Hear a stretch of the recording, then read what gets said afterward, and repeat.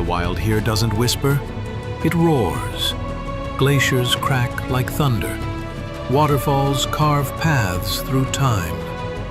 And in the middle of it all, she waits. Motor yacht Unbridled. A sanctuary of warmth and refinement in the heart of Alaska's untamed frontier. Bears wander the shoreline. Whales breach on the horizon. Seals nap on drifting ice while you sip champagne on the aft deck.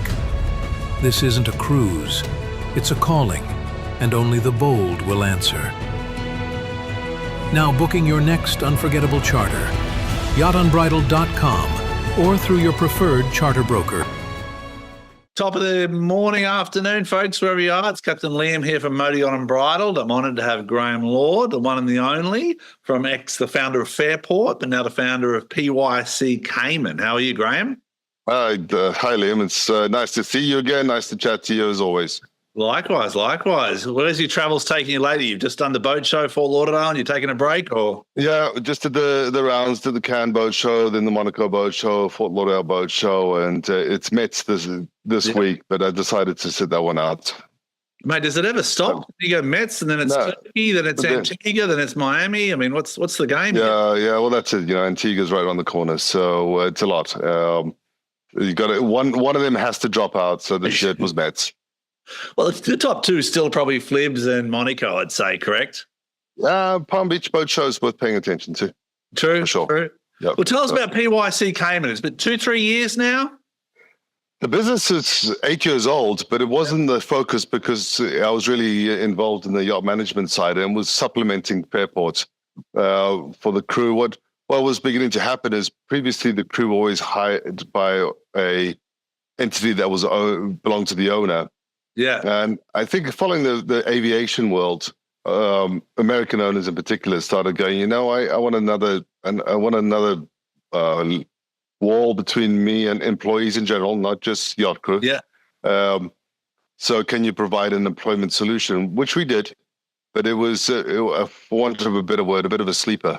And as I transitioned out of yacht management, one of the things I can safely say that speaking to people, owners who get out of the industry, whenever I see them, I always ask the same question: why did you get out? And the answer is always the same. I just didn't want to deal with the crew problems anymore. Yeah, exactly.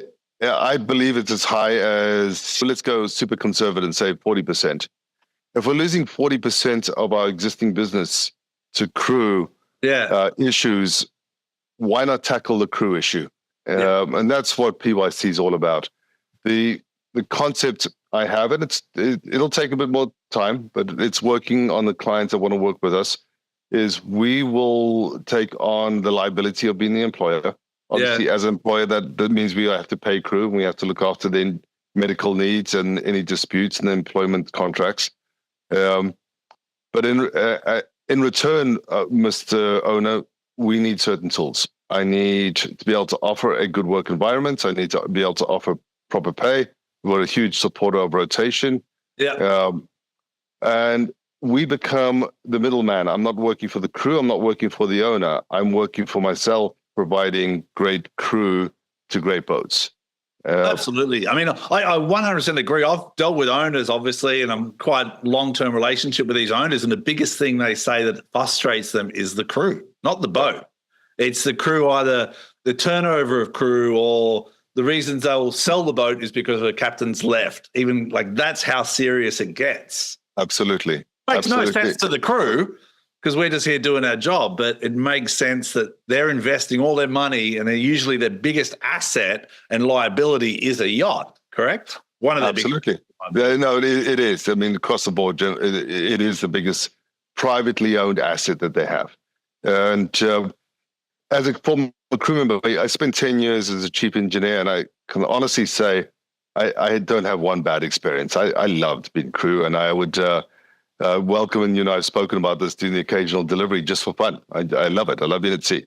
But I did it. I was twice in a situation where the boat was sold. Yeah. As a chief engineer, you get picked apart. At the time, it was Pat Marine, and they're very thorough. Yeah. They pick apart your 2 or 3 years of work. That's their job. And you fight with him and you convince him that they're wrong and I'm right, and don't put that on the defect list. Yeah. Probably save the seller a couple of $100,000, and the boat changes ownership, and your thank you is here's 2 weeks severance. Have a nice life. See you later. That doesn't feel good, and this is where the problem starts. In my mind, is who is unloyal here? The owners will say it's a crew, but owners are unloyal too, and that really is where we're getting in the middle, going, okay, in that scenario, part of our contract, if the boat goes up for sale, we have to have a conversation, and we're going to talk about the severance package on day one. And if you don't want to work with us on a severance package, then we're canceling our contracts, because I'm not going to be the guy that goes to my crew, as I see it, and say you're terminated without a fair handshake at the end. Exactly. And by the way, we want to carry on working with you as crew because we like you. And that's where we're going with this, is to assemble a crew. My goal is around 2,000 crew. I know in that we'll have 400 crew that we really know we can get along with, and build a team where I can say to the owner, I'm going to provide you with crew. You can choose who you want. You can hire from whoever source you want. I'm indifferent, but we have a core of people who are good, solid people, career driven, and this is a good match. But if you do have any issues, simply say to the crew member, I'm not your employer. I actually don't know anything about your employment. Yeah. Please call the team at PYC and get it resolved. Lovely. And as I said, I'm not loyal to I'm loyal to my staff or the crew. Yeah. And we'll find a resolve. It may just be that you're the right person on the wrong boat, and maybe we need to find something else for you. Exactly. I mean, my brother works in the corporate world, and I think you're onto something that has never been done in yachting before, Graeme, and that's why I love it. That's what I'm passionate about. And you and we're going down the path here, and I'm like, what you're saying resonates on so many levels, because in yachting, and you even kind of said this word loyalty. My brother works in the corporate world in California, and he kind of says loyalty is a legal form of slavery. Unless you have clear boundaries, it shouldn't really, we're loyal because of a paycheck. No, we're loyal because of the identity we're creating. And PYC, I think, is creating an identity in industry that is unique, and it's strong, and it's built on the right ethics and standards that crews should be working towards. Not just, I'm here for a month, I don't feel well today, I quit. So it goes both ways, you know what I mean? Yeah, and that's where we're providing because we are the employer, I'm able to do a group insurance plan with Cigna. The pricing on that is unbeatable for the quality of what we have. But to address what you said is, I don't feel well. Well, that's great, because we have amazing medical insurance. Yeah, I'm having a bad day at work. Well, that's great. There's a QR code on your notice board in the crew mess. Go to that, and you have free unlimited access to a therapist on your phone. Obviously, this wasn't available till Starlink became a real player, but a crew member can take that and speak to a therapist and go, I'm having a real bad day. It's either work-related. Most of the time, it's I miss my family and I need some help. So we're providing those tools. The next bolt-on is a pension plan. It's been complicated, but we're just about there, where the owners contribute heavily towards the pension plan. But in return, you've got to stay a certain amount of time to get that contribution. Fantastic. But I think most importantly is when there's a dispute. This is where I see people really being treated badly. You have, let's say, for example, a stewardess who's good at her job or his job, but just isn't the right fit for the crew or the owner. And they say, okay, we want you to leave. You're not the right fit. And by the way, because you're not the right fit, we're not paying for your flights. We're not giving you the fair severance package. We're not doing this. Have a nice life. We won't tolerate that. No, we will follow the contract. We will follow the contract. We'll do the right thing. Because 9 times out of 10, that's not a bad person. It's just not the right fit. Yeah. And we don't want that person to leave with the sour taste of the yachting industry. We want to make sure they're taken care of. Yeah. But in the same respect, if we do a random drug test and you have a serious drug in your system, you're out. We're done with you. We are going to the full. We're going to the full extent of our legal rights to be done with you, and you're never coming back. Well, So it goes well. Exactly, it goes both ways. We've got a lot of. I was a consultant in the creation of MLC. Yeah. 35 years in the industry, 25 years of yacht management. Our employment agreements have been tried, tested. We're on version 16 of the very first one I started working on. We have a fair and balanced SCA, Seafarers Employment Agreement. It works. Yeah. And it's balanced. It doesn't favor either party. It's just a good, well-balanced agreement. And what type of what type of crew are you looking towards? US crew, foreign crew, the whole foreign, all different flags, or not just Cayman Island flag? Everything. The reason we go with the Cayman jurisdiction is that if we had a frivolous claim, and I've had experiences while I had Fairport as a US company, where how much is a broken toe worth? Well, you certainly want to be healed. You certainly should be paid while you're healed. And if there's a genuine loss, you should be compensated for that. Yeah. Is it worth $8 million? I don't think so. Yeah. So Cayman, because it's such an important, the registry is such an important source of income to the government and the local attorneys and accountants, they will be fair. They will follow the agreement, but they won't allow something to spiral out of control. Yeah. So the jurisdiction is Cayman, but we'll work with every flag state, and we do. Fantastic. Every flag state all over the world, PYC Cayman. What trends are you seeing in the positive side for new owners? Because I read a data the other day that owners are getting younger and younger. So what trends are you seeing dealing with your client as owners? What are they looking for in crew, or what trends are you seeing? They're getting more adventuresome. It's not just that there is the yachts that can actually do the task.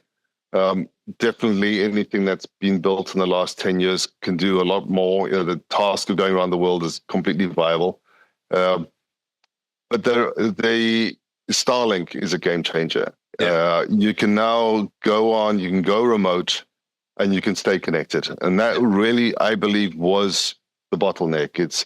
There is the adventuresome spirit, but being disconnected for 10, 14 days, or having to pay hundreds of thousands of dollars for connection wasn't working. So it's a big change. And as well, it was always slow, Yeah. So it's exactly, even at that horrendous price, you were still like working on the fax machine speed. So that's a super positive change, but it also comes with crew that want to go remote and want to be seafarers and have a well-structured rotation program that they can stay in touch with their families and feel connected to the rest of the world that's important to them.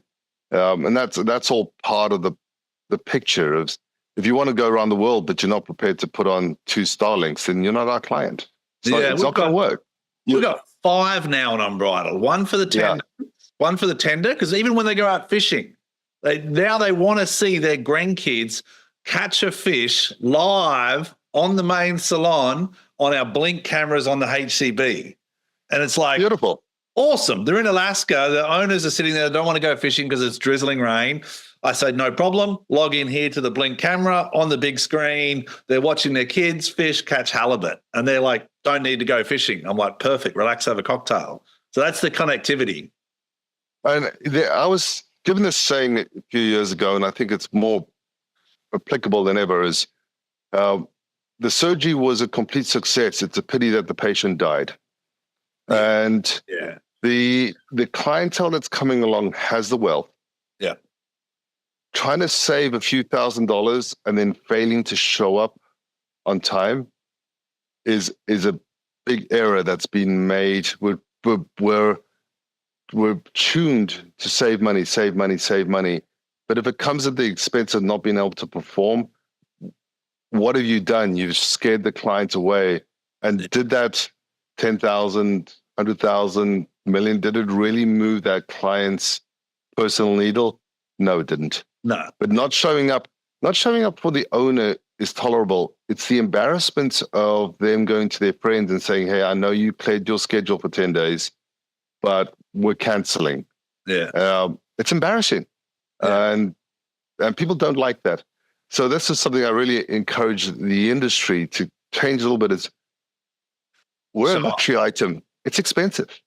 Yeah. My son works for Gulfstream Jets. They're up in the hangars. It's if you have the money, we have the time. They're shameless about this. If you want to have a reliable business jet, it takes money.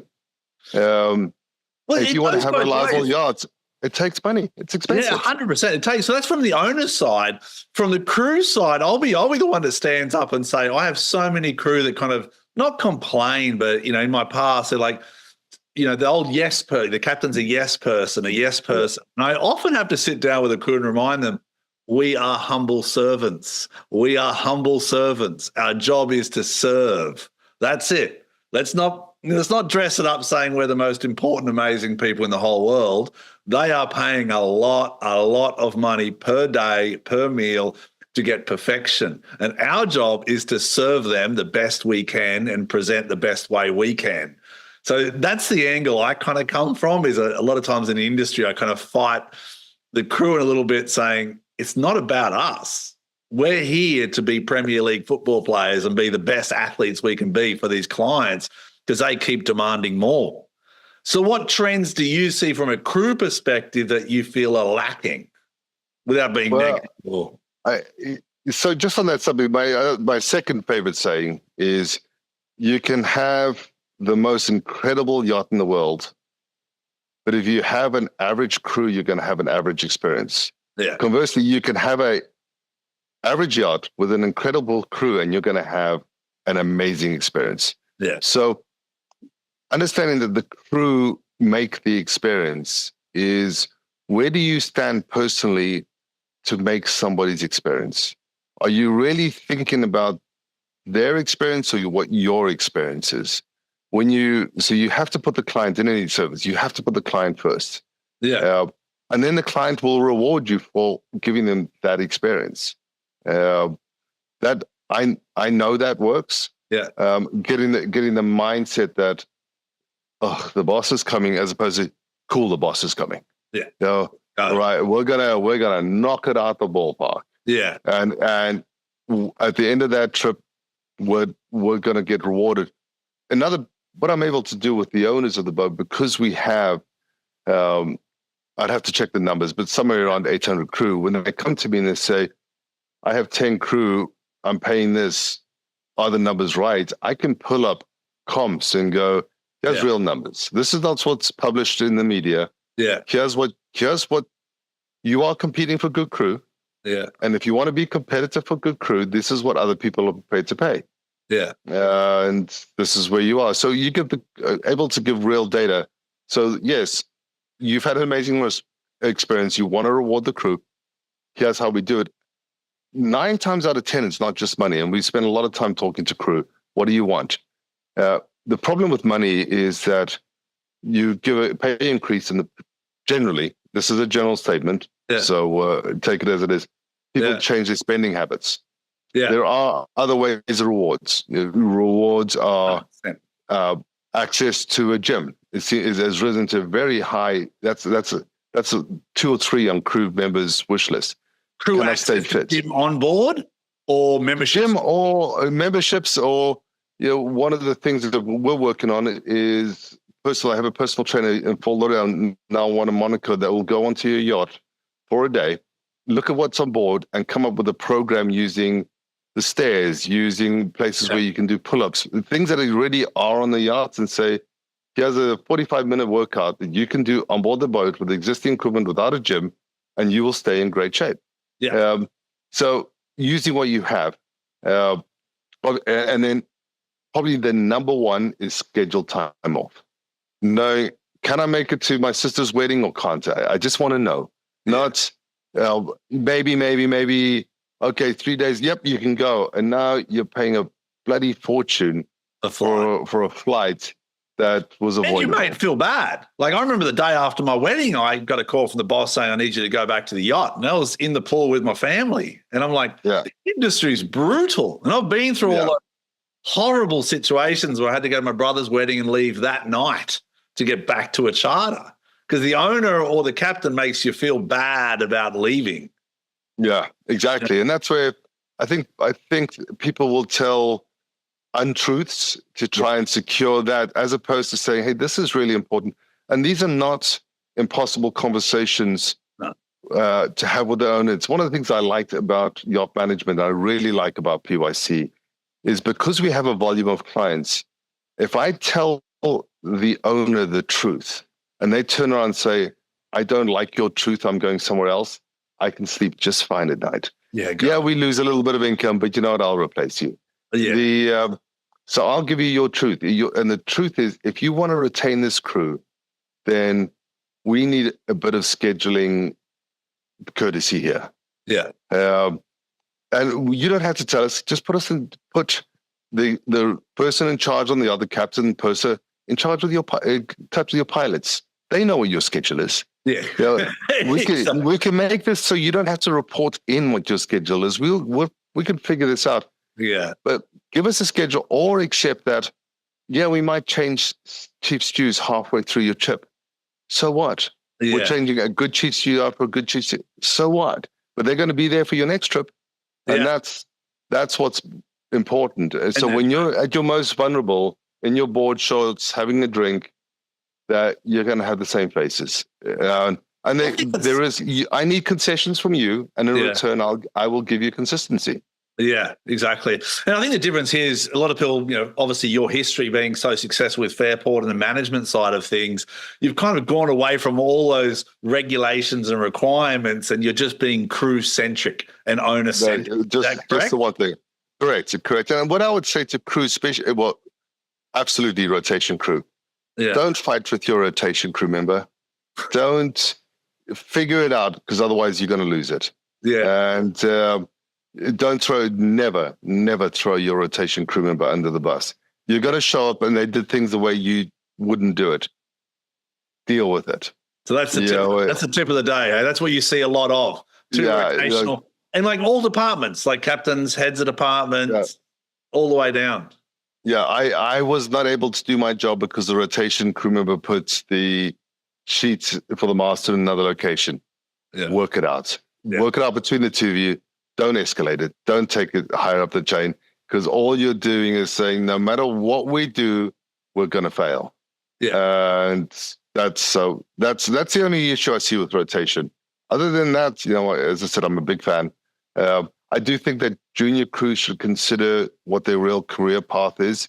If you're on 3 months off 3 months on and 1 month off, are you losing valuable sea time, and are you slowing down your progression?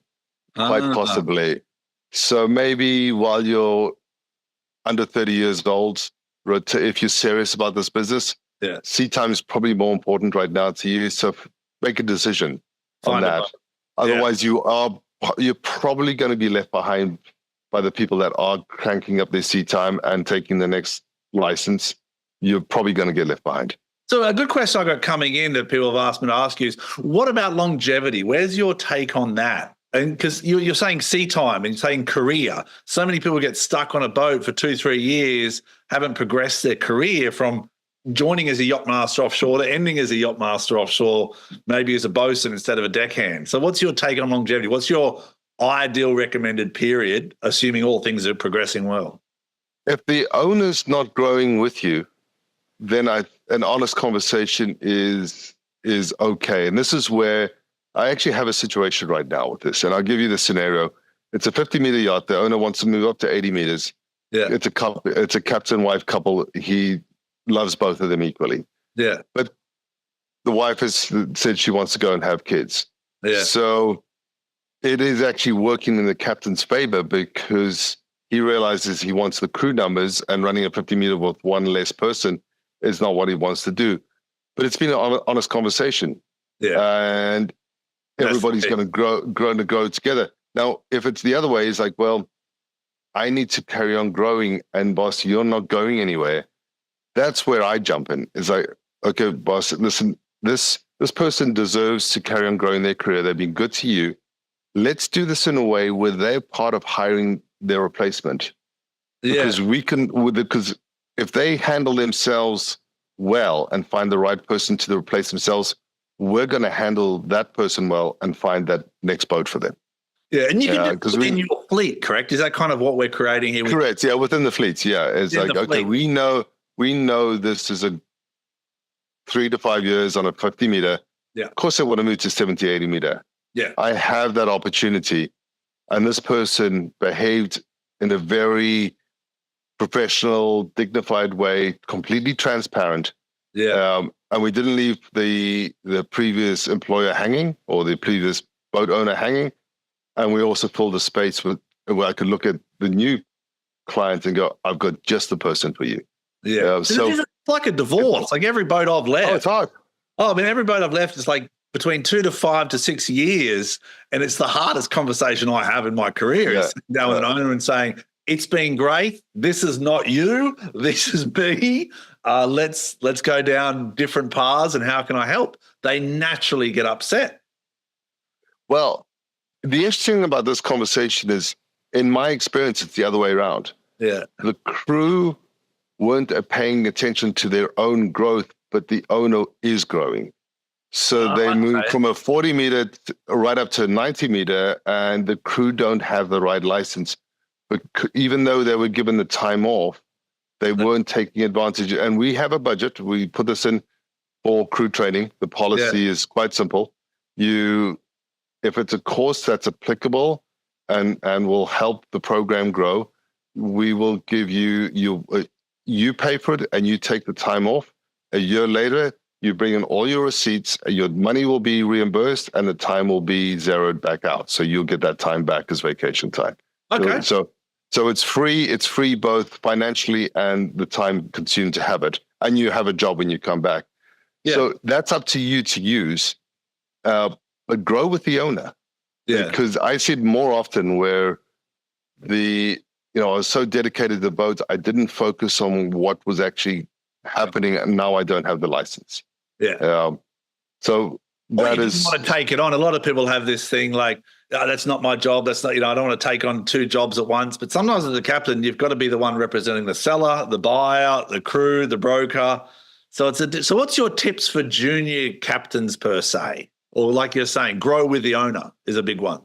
Yeah, is do as much people management training as you can. There's lots of it available. Use personality tests when you're doing them, when you're hiring someone. Again, lots available. Make sure that the person you're hiring, any person that's smart enough to be a crew member is smart enough to lie their way through an interview. Yeah. So weigh the personal interview at about 15% of your decision making. Find or come to companies like us that can provide personality tests. Yeah. Because if you're not a service-orientated person, that personality test will expose that. Okay. Because if you're not in the service industry, the other thing, the thing I took away from the Fort Lauderdale Boat Show this year, I went to an amazing conference about AI from the software developers of Zillow. Yeah. And what they shared with the group is when they developed Zillow, it took them about 50 programmers 2 years. And to give you an idea of how much that costs, a programmer out of college or code writer out of college, before they made one dime for the company, their salary started at $400,000 and went up. So you can imagine what 50 people cost. Today, using AI, AI does the code, so you don't need code writers anymore. They could create Zillow with 5 people in 10 days. Wow. Where I'm going with this, their closing statement was, if you're 40 years or younger and you haven't made yourself AI proof, you're done. Yeah. Yacht crew are AI. What's AI proof mean? The knowledge of AI and using it? Well, no, that AI can do your job. Okay. So, for example, if you, and this is, my doctor was just telling me, his son just graduated as a code writer. Yeah. Cannot get a job.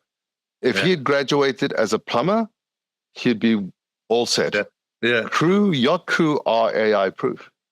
Your job, you have an advantage over most of your friends that went to college to be an architect, to be an accountant, to be anything that AI is going to do. Even a lawyer, like you are AI proof. Put some real value in. You don't know this yet. 5 years from now, you're going to remember this conversation and go, holy moly, 80% of my friends are unemployed, but I'm earning good money working in the service industry where I cannot be replaced by AI. So that's the big side of it. Let's talk about social media now. In the last year, I've kind of been put into this situation where I'm involved in it, and I do enjoy it. And I enjoy it mostly because I have good conversations with people like you and can try and influence junior crew and crew of all levels be better at what they do for the clients.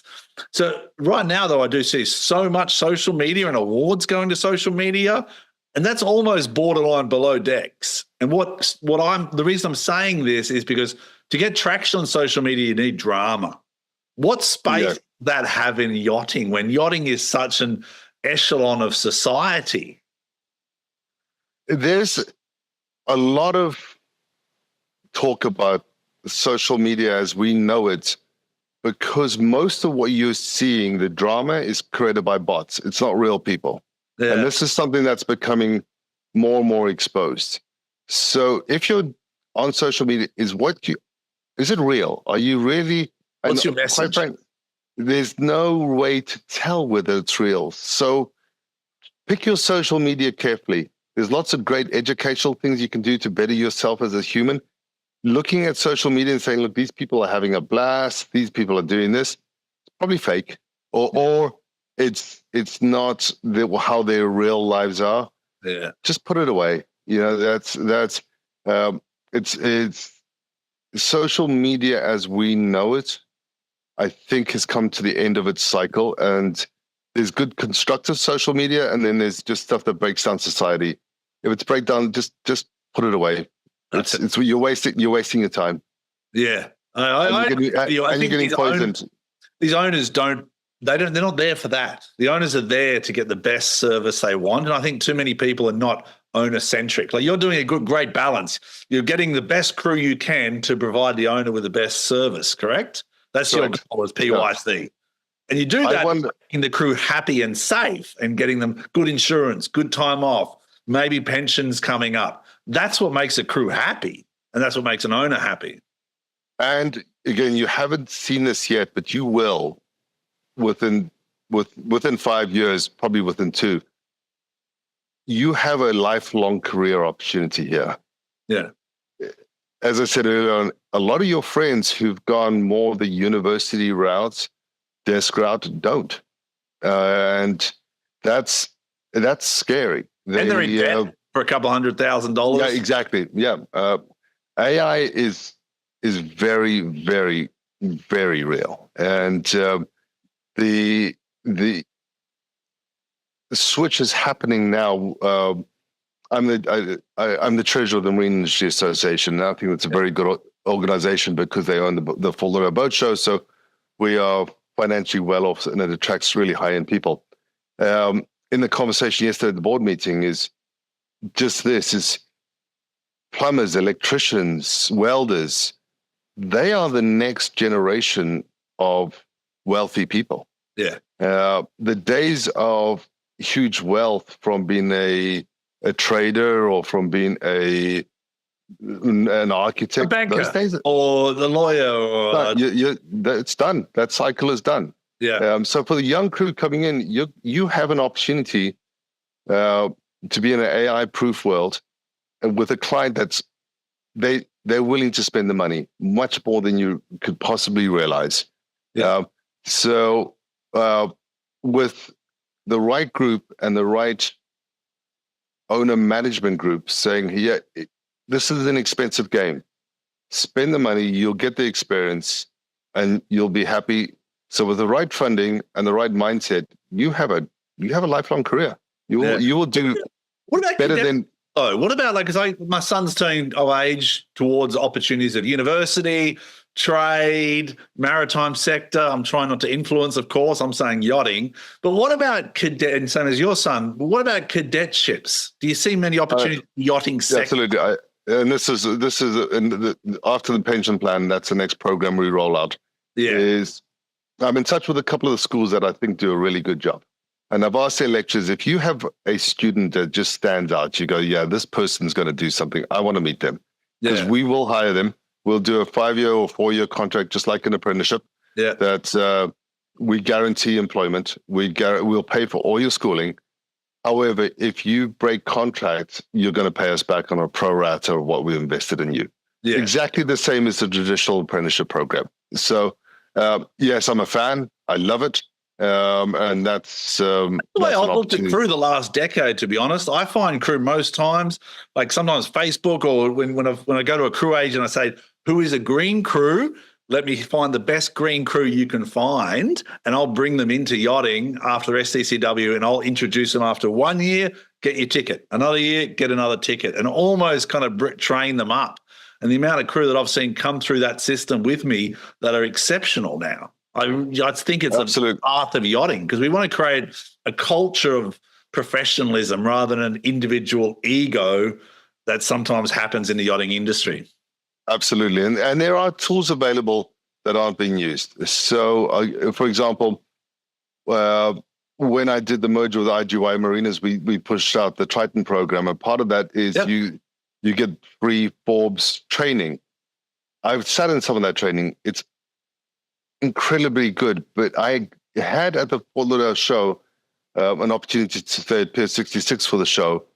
Yeah. And when I checked out, the manager said, so what was the best part of your experience at Pier 66? And I didn't even have to think about it for a second. I said, the staff here, whoever you're using for your training, is unbelievably good. The guest experience is world class.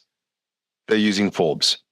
Oh, wow. So I mean, the marina staff or the hotel staff? The hotel staff. Everybody that does the Forbes training, you feel it. As a guest, you feel it. And it's the small stuff. They remember your name after 2 or 3 times.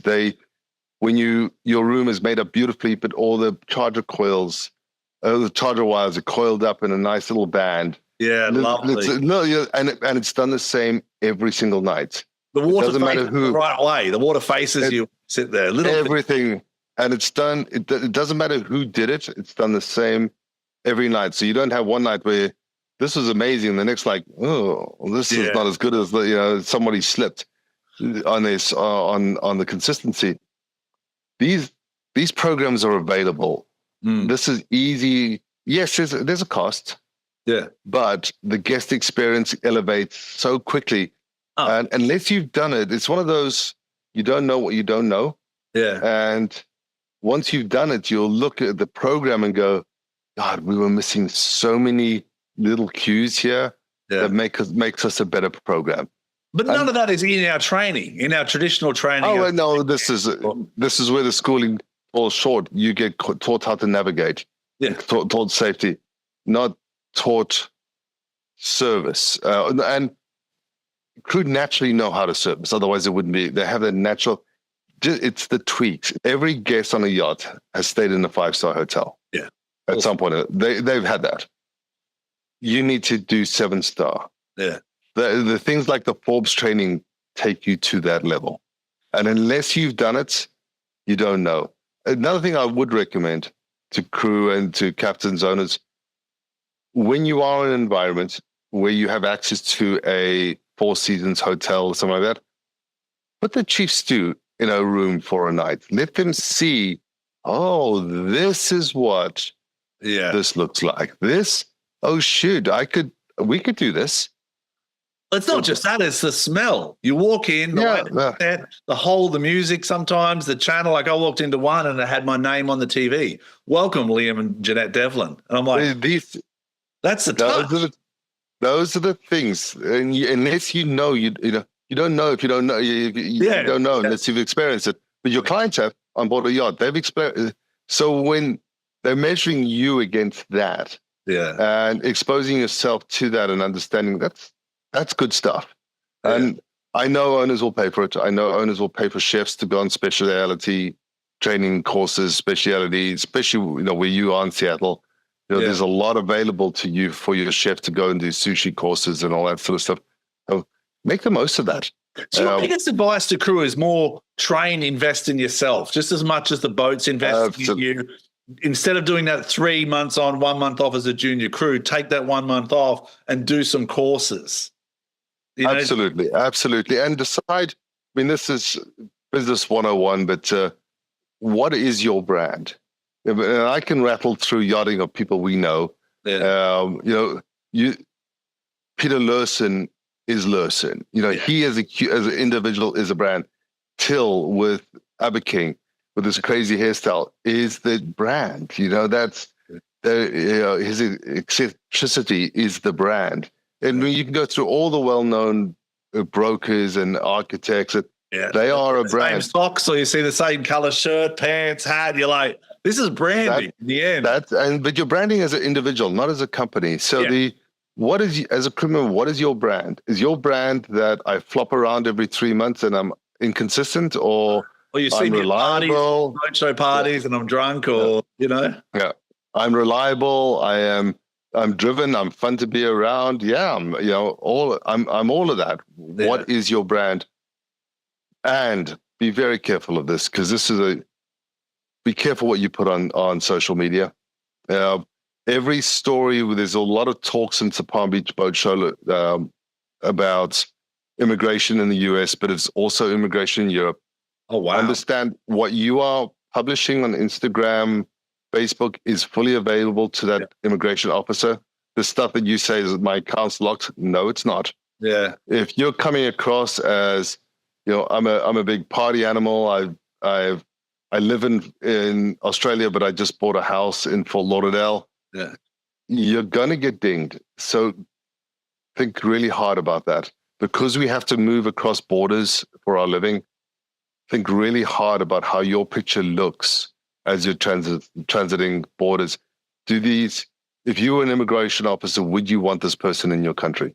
Yeah. Well, the other day I went into America, from Canada to America, no passport. He looked at me, look at the camera, dunk. Liam Devlin, you've got an Irish Australian passport and you reside in Dominican Republic. I'm like, yes. He goes, okay, got it. And I'm like, that was impressive. He's like, don't need the passports anymore. Like, everyone thinks they're height, they can control their own identity per se. It's not. It's all digitalized. Absolutely. And if you do have trusted traveler, known traveler in the US, now you just look and it's quick. I mean, it's before you push the button to take the photo, it's taken the photo and you're done. So the ability to track who you are as a person is growing exponentially. And just be careful of what you're putting out. What is your brand? If your brand is you're a happy-go-lucky, free-willing, I live and do whatever I want. Yeah. Then enjoy yachting for the short time you're going to be in it. Yeah. Because that's all it's going to be for you. Yeah, it is, because yachting is a career. It is your brand. It is your reputation. And that's one thing I do enjoy about it. You know what I mean? People like yourselves have an exceptional reputation. There's so many brokers that are out there you see, and then there's ones that you hear the stories of and you're like, okay, we're not going to do business there. You know what I mean? And the only time you won't be earning income is the time you choose not to earn income, as opposed to the people who sit on the beach for 6 months because nobody will employ them. So yeah, they may get paid more while they're employed than you are, and you might feel a little envious, but take into account how much time they sit in between jobs.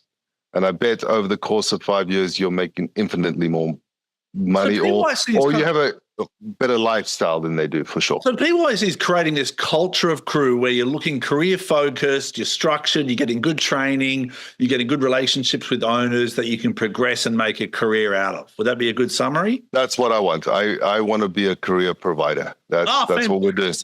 We are an HR company. We're not a payroll company. Yeah. There are other companies that promote themselves, but they are not really you're not yachties. I am at heart, I'm a yachty. You're an engineer by trade. And I love it. I loved it. I had such a good experience. This is a legacy business of mine. I had good success as a yacht manager. Yeah. I can safely say that I've had access to hundreds of yacht owners on a very personal yacht, thousands of yachts, tens of thousands of crew. 35 years in the business. This is the legacy I want to leave behind, is that I made the yacht careers better. I was able to do this in my business world. I still am, but I want to do this with yacht crews. The day we stumbled across a company run by Graeme Lord is the day that my career improved. Yeah. And I have staff that have worked for me where they got married while they were employed to me. They've had children while they're employed by me, and their children are now graduating college, and the only employer they've known of their parents is me. Oh, that means more to me than any amount of dollars that you can put in my pocket. Yeah. That you've left behind you've made a positive impact on your community.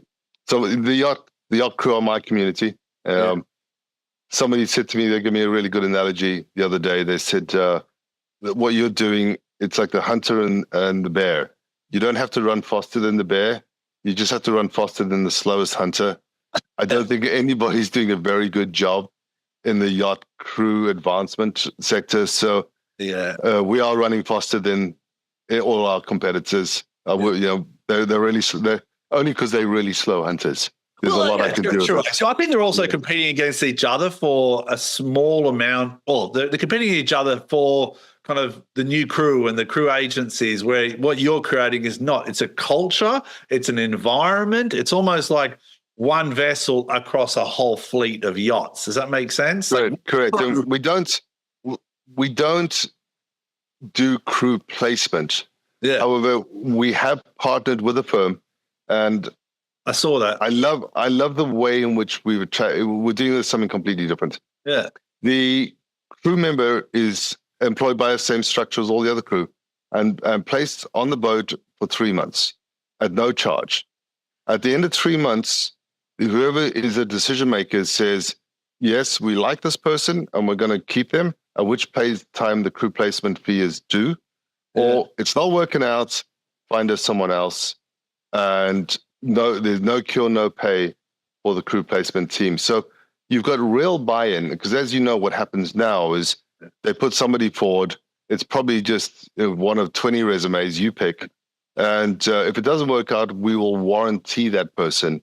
Yeah. But they've been paid. So what is the warranty? They're going to send you the bottom of the pile. They're not going to send you another winner, which makes that company makes a company that you're working with now more vested in finding the right crew member. Both ways. Yeah. We're vested in finding the right crew member, and crew member don't muck us about, because we haven't been paid. We're not. So if you're going to bail for some frivolous reason, don't bother talking to us ever again. Yeah, you just cost us money. We're not interested. And you got to mark against your name. Like, the reason I think I've been successful is for 20 years. I'm 25 years in yachting now. So 20 years, I didn't say nothing. I just went to sea. Went around the world, different boats, different owners, kept everyone happy. And the last 5 years, I've seen so many people young in the industry saying that how important they are and valuable they are and how many things they've done. I'm like, you guys are just kids. So 5-10 years in the industry is not that long. Like, there's so many of these captains I work with as colleagues, 15, 20 years, 25 years in yachting. What they've seen has value. And that's why I want junior crew to be a little bit more long-term vision and look at this industry like a career. Absolutely. I love what you're doing, mate. I love what you're doing. AI has changed that. And I understand there is a motivation to say, well, I have a crew business, a crew placement company, and the more the crew turnover, the more money I make. And I'll have a payroll company that charges to set someone up and to terminate them. So the more turnover, the more money I make. Yeah. I get that business. That's not for me. It's not sustainable. My business. It's not good for the industry, because you are going to run your clientele out. And this is what I say to the industry, to go back to where we started. As a business owner, if you had retained 40% of your current business plus what you have, you'd be 40% further ahead of where you are today, simply by keeping crew. Yeah. That's all you have to do. And that's a conservative, because the real number is probably closer to 90%. You could be twice the size that you are today because you already had the clients. Instead, you're losing clients, you have to go find new clients. So this is a pretty simple change. That's your advice for business owners in the industry as much as... Yeah. All these yacht crew that want to be entrepreneurs and run their own businesses, that's the lesson. Yeah, because it does it. The least expensive thing is to keep a client. The most expensive thing is to get a new client. Yeah. So keeping your existing clients should be the absolute focus. And if they're all 95% are leaving because of crew turnover, that should be the absolute focus. Yeah. But I do get that the people, my other slow hunters, are motivated by money. Yeah. That's the easy picking. Right. That's the easy picking. That's the low fruits. That is the low hanging fruit. Yeah. You don't get strong doing that way. And eventually the low fruit run out. Absolutely. So that's Graeme, I really thank you. I cannot thank you enough. You're one of the leaders of the industry without a doubt, from your success at Fairport to PYC, but also your advice that you're giving, not just crew, but business leaders and industry. You joined us last year in the business of yachting on board Unbridled. What's PYC in 3 words, if you want to say that to the audience? And kind of three things that you want PYC to stand for in your legacy. Yacht crew solution. Beautiful. Love it. Yacht crew solution that also works for the owner's longevity. And to the brokers out there, I say to them, if the word involves crew, call me. Perfect. Yep. If your word involves crew to all the brokers. If the sentence involves crew, just call me. And for all crew joining or in the industry, I think go to PYC. I think it's a no-brainer. I think it's what it offers yourself in terms of stability is something that I have looked for my whole personal career. I've just done it by myself, but I now know that there's a company out there that supports the vision that I hold dearly, which is professionalism and standard. So thanks, Graeme. Wonderful to see you. Thank you to you for what you're doing with the industry and getting the word out. You're doing an outstanding job. Really appreciate you. No, pleasure, mate. Lovely to spend time with you. And thanks again for everything. All right. Thanks, my friend. If your brand belongs in the heart of the yachting world, this is where it happens. Yachting International Radio reaches over 1 million yachting professionals and enthusiasts every month, with 77 million impressions, 220,000 social followers, and 74,000 podcast subscribers. Our hosts are insiders, crew, captains, CEOs, trusted voices shaping the industry. This is targeted, high-impact advertising in a luxury niche. Visit yachtinginternationalradio.com/advertise. Your audience is already listening.